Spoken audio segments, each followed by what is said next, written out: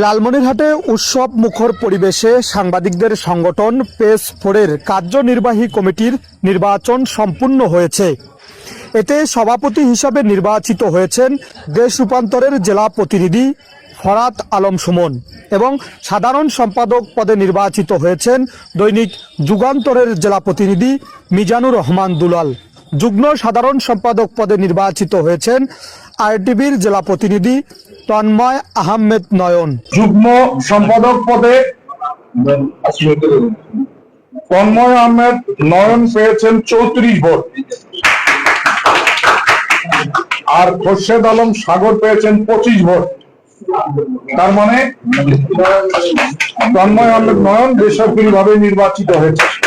শনিবার 22শে সেপ্টেম্বর হাতীবান্ধায় ডাক বাংলোয় দিনভর এই ভোট গ্রহণ অনুষ্ঠিত হয়। সকাল 11টা থেকে বিকেল 3টা পর্যন্ত বিরতিহীনভাবে চলে ভোট গ্রহণ। নির্বাচনে মোট 62 জন ভোটারের গোপন ব্যালটের মাধ্যমে তাদের পছন্দের প্রার্থীদের নির্বাচিত করেন। নির্বাচনে প্রধান নির্বাচন কমিশনার হিসাবে দায়িত্ব পালন করেন এনটিভির সিনিয়র সাংবাদিক AKM মইনুল হক। দিনভর এই নির্বাচনে পর্যবেক্ষক হিসাবে উপস্থিত ছিলেন বিভিন্ন রাজনৈতিক সংগঠনের নেতৃবৃন্দ, প্রশাসনের নির্বাহী কর্মকর্তা সহ স্থানীয় গণ্যমান্য ব্যক্তিবর্গ।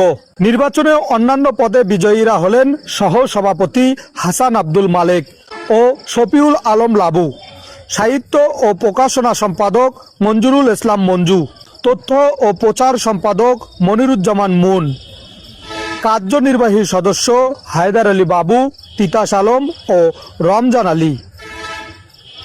এবারের নির্বাচনে সভাপতি, সাধারণ সম্পাদক সহ বিভিন্ন পদে একাধিক প্রার্থী প্রতিদ্বন্দ্বিতা করেন।